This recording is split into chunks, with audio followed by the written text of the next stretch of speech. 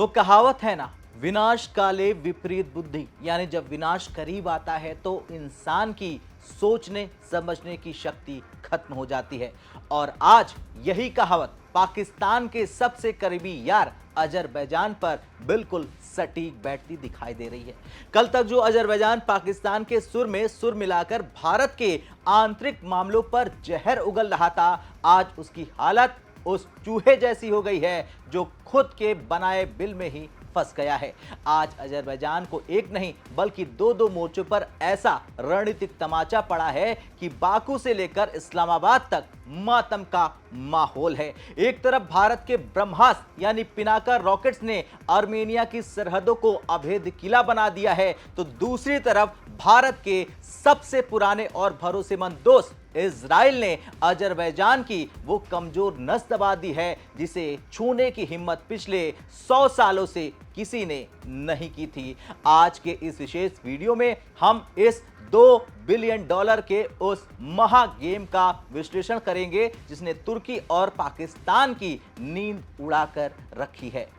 सबसे पहले बात करते हैं इजराइल के उस डिप्लोमेटिक परमाणु बम की जिसने पूरी दुनिया को चौंका दिया है। जी हां, इजराइल की संसद और सरकार ने एक ऐसा अप्रत्याशित कदम उठाया है जिसे तुर्की और अजरबैजान के ताबूत में आखिरी कील माना जा रहा है। दरअसल इजरायली सरकार ने आधिकारिक तौर पर 1915 के आर्मेनिया नरसंहार यानी आर्मेनियन जेनोसाइड को मान्यता दे दी है। ये कोई छोटी मोटी बात नहीं है दोस्तों। पिछले कई दशकों से इजराइल इस मुद्दे पर चुप था क्योंकि अजरबैजान उसका बड़ा व्यापारिक साझेदार था। इजराइल को अपनी ऊर्जा जरूरतों का 40% तेल अजरबैजान से मिलता था और बदले में इजराइल उसे हथियार देता था। लेकिन जब तुर्की के राष्ट्रपति एर्दोगन ने इजराइल के खिलाफ हमास का समर्थन किया और अजरबैजान ने पाकिस्तान की गोद में बैठकर भारत को आंखें दिखाई, तो इजराइल ने अपनी रणनीति बदल दी। विदेश मंत्री गिदोन सार ने स्पष्ट कहा कि इतिहास की सच्चाई को स्वीकार करने में अब और देरी नहीं की जा सकती है। 15 लाख आर्मेनियाई लोगों की हत्या को मान्यता देकर इजराइल ने अजरबैजान और तुर्की के उस ईगो को कुचल दिया है जिसे वो पूरी दुनिया में छिपाते फिर रहे थे। अब आप सोच रहे होंगे कि आखिर 1915 की इस घटना में ऐसा क्या है जिससे अजरबैजान इतना तिलमिला उठा है। देखिए दोस्तों, प्रथम विश्व युद्ध के दौरान ऑटोमन साम्राज्य यानी आज का तुर्की ने सुनियोजित तरीके से आर्मेनियाई ईसाइयों का कत्लेआम किया था। 24 अप्रैल 1915 को शुरू हुए इस खूनी खेल में महिलाओं, बच्चों और बुजुर्गों को सीरिया के तपते रेगिस्तानों में भूखा प्यासा मरने के लिए छोड़ दिया गया। तुर्की और उसका छोटा भाई यानी अजरबैजान आज तक इस सच्चाई को दुनिया से छिपाते आए हैं, लेकिन अब इजराइल, अमेरिका और रशिया और जर्मनी जैसे 32 बड़े देशों ने इसे जेनोसाइड मान लिया है। इजराइल का यह फैसला अजरबैजान के लिए एक बहुत बड़ा कूटनीतिक चेकमेट है क्योंकि अब वो दुनिया के सामने नैतिक रूप से अकेला पड़ गया है। वैसे दोस्तों, इस ग्लोबल शतरंज का असली खिलाड़ी तो भारत है। भारत ने अजरबैजान को उसकी सही जगह दिखाने के लिए साइलेंट वॉरफेयर का रास्ता चुना।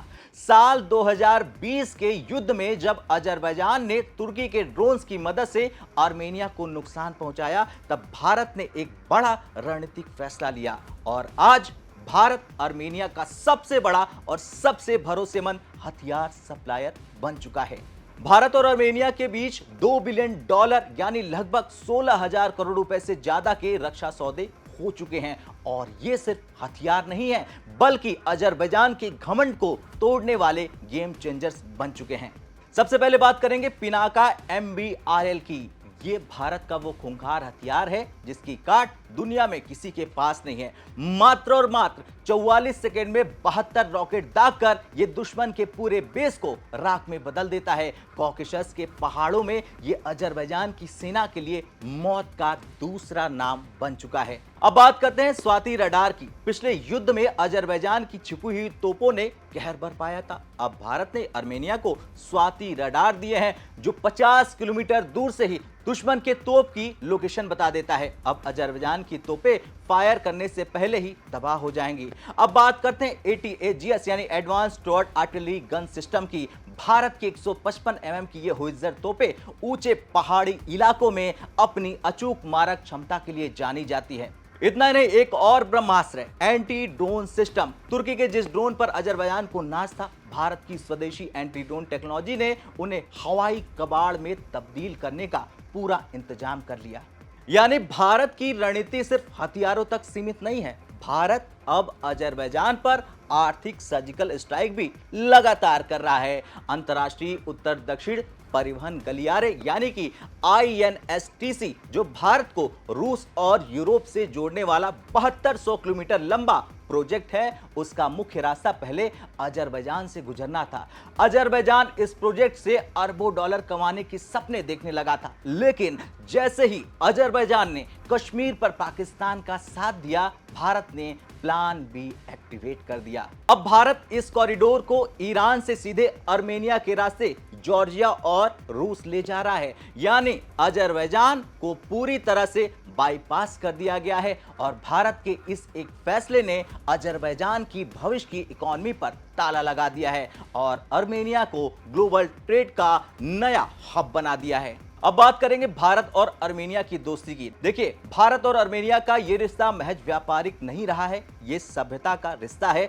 2000 साल से पहले भी भारतीय और आर्मेनियाई लोग एक दूसरे के सुख दुख के साथ ही रहे हैं, लेकिन साल 2026 के भीषण पश्चिम एशिया संकट के दौरान जब भारतीय नागरिक युद्ध क्षेत्र में फंस गए थे, तब आर्मेनिया ने अपनी सीमाएं खोलकर एक सच्चे दोस्त का फर्ज निभाया और यही कारण है कि आज भारत कंधे से कंधा मिलाकर आर्मेनिया के साथ खड़ा है। और याद करिए, पीएम मोदी की एक्ट ईस्ट पॉलिसी और अब एक्ट कॉकेशस नीति ने पाकिस्तान, तुर्की, अजरबैजान के उस नापाक गठजोड़ को छिन्न भिन्न कर दिया है जो भारत खिलाफ साजिशें रचते थे। खैर दोस्तों, आज का भारत वो नहीं है जो दूसरों के विवाद में केवल शांति की अपील करता था। आज का भारत न्यू इंडिया है जो ईंट का जवाब पत्थर से देना अच्छे से जानता है। अजरबैजान जो कल तक खुद को इस रीजन का बेताज बादशाह समझ रहा था, आज वो अपने गिरते पर्यटन, छिनते हुए ट्रेड प्रोजेक्ट और भारत इजराइल की साझा कूटनीति के नीचे दब गया है। पाकिस्तान का साथ देने की कीमत आज अजरबैजान को अपने वजूद पर खतरा मोल लेकर चुकानी पड़ रही है। और बात करें दोस्त इजराइल की, तो इजराइल ने अजरबैजान की कमजोर नस अब दबा दी है और भारत ने उसे सैन्य रूप से चिकमेट कर दिया है। सवाल आपसे है, क्या आपको लगता है कि अब अजरबैजान अपनी गलती सुधारेगा या फिर पाकिस्तान की तरह खुद को बर्बादी की कगार पर ले जाएगा? आपका क्या कुछ कहना है इजराइल के इस कदम पर? कमेंट कर अपनी राय जरूर दें। जय हिंद।